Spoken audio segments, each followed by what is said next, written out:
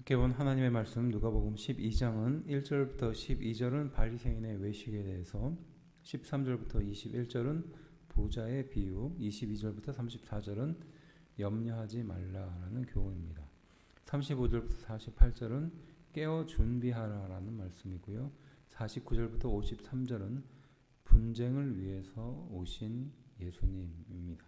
그리고 54절부터 59절은 시대를 분별하고 화해하라라고 말씀하고 있습니다. 그리고 5절은요, 마땅히 두려워할 자라고 말하는데, 마땅히 두려워할 자는 하나님을 말하겠죠. 10절에 말로 인자를 거역하면, 그리고 또 성령을 모독하는 자라고 말하는데, 이는 바알세불에 대한 논쟁이 이어지는 것입니다. 성령을 근심하게 하고 회방하고 모독하면 받아야 될 그 죄에 대한 이야기죠. 11절은요, 회당과 위정자와 권세 있는 자, 당시의 권위자와 판단할 자, 그 앞에서 하나님께서 주시는 말씀, 성령님의 음성을 듣고 그 음성대로 대답하라라고 말하는 겁니다. 13절, 율법에서는요, 그 형은 3분의 2를 가질 수 있고 동생은 3분의 1을 가질 수 있습니다. 신명기 21장에 말씀하고 있는데요. 이 사람은 예수님을 랍비라고 생각해서 예수님의 권위를 믿고 이러한 문제를 가지고 온 겁니다.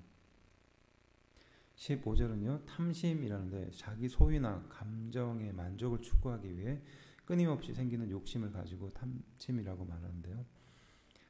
구약 성경에서는 어리석은 행위라고 말하고 시편 39편 6절에서요.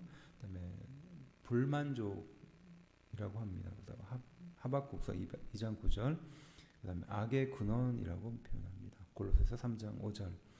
그래서 이 탐심으로 인한 그 욕심을 이루기 위한 것들이 결국 하나님을 대적하는 것이다라는 것이 그 중심입니다. 17절은요, 부자는 자신의 소유에 대해 자기 것으로 생각하는 거죠. 그래서 특별히 다 내가라는 말을 그 구절을 통해서 반복하고 있습니다. 그래서 자기 중심적이죠.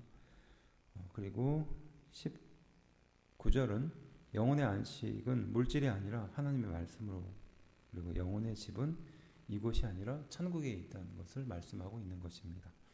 21절은요, 하나님에 대하여 부유한 자라는 말인데, 하나님이 허락한 부를 가난한 자를 위해서 사용하는 것을 말하는 겁니다. 23절은 목숨이나 몸이 의복보다 중요하다는 것을 강조해서 표현하고 있고요. 25절의 키는요, 신장의 의미로 우리가 알고 있지만 그 뜻 이면에는 연령이나 생명이나 시간을 의미하는 것도 포함되고 있다는 것을 좀 주의 깊게 봐야 될 것 같습니다. 27절에 백합화라고 말하는데, 우리가 알고 있는 백합화와는 좀 다른 것 같습니다. 어떤 꽃인지 특정할 수 없습니다. 당시 흔하게 피었던 들에 있었던 꽃이라고 이해하면 될 것 같습니다. 32절에 적은 무리여라고 말하는데, 이 적은 무리여는 예수님을 따르는 백성들을 말하는 겁니다. 소수죠.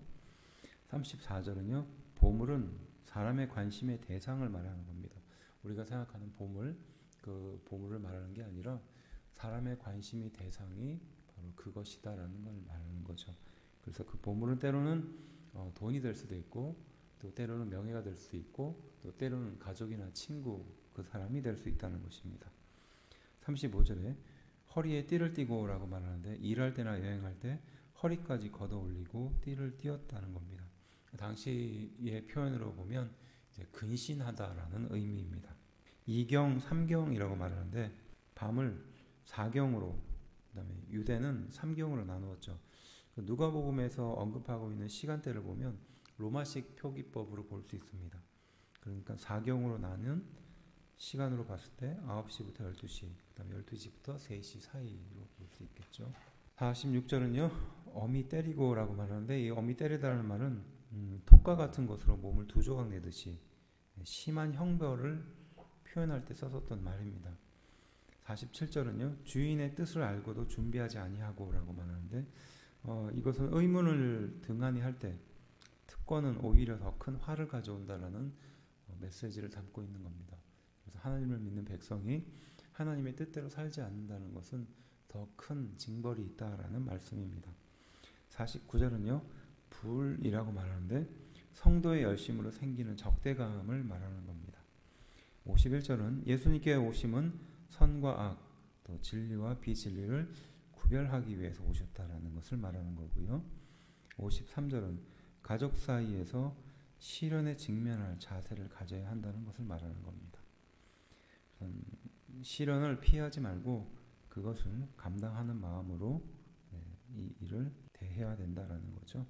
54절부터 55절은 구름이 서에서 일어났다라는 건 당시의 기후를 표현하는 말이었습니다. 그러니까 서쪽이 지중해였잖아요. 그래서 지중해로부터 서쪽으로부터 비가 구름이 왔기 때문에 이렇게 말하는 거고요. 남풍이 분다라는 것은 아라비아 사막으로부터의 바람, 그러니까 아래쪽으로부터 오는 바람을 말하는 것입니다. 그러니까 건조하고 더운 바람이었겠죠. 59절은 한 푼이라도 남김없이 갚지 아니하고서는 이라고 말하는데 이 말은 기회가 주어졌을 때 회개하지 못하고 심판에 이르게 되는 상황을 비유하는 것입니다. 당시 감옥에 있는 사람들은, 그러니까 돈 때문에 감옥에 간 사람들은 그것을 감당할 만한 능력이 없기 때문에 채무를 갚을 수 없기 때문에 감옥으로 간 거잖아요. 그 사람을 보고 말하는 것입니다. 그래서 하나님의 뜻이 있을 때, 은혜가 있을 때 회개하고 돌아와야 하는데 그러지 못하는 사람은 결국 기회가 주어졌을 때도 회개하지 못하고 심판에 결국은 이르게 된다는 말씀을 표현하는 것입니다.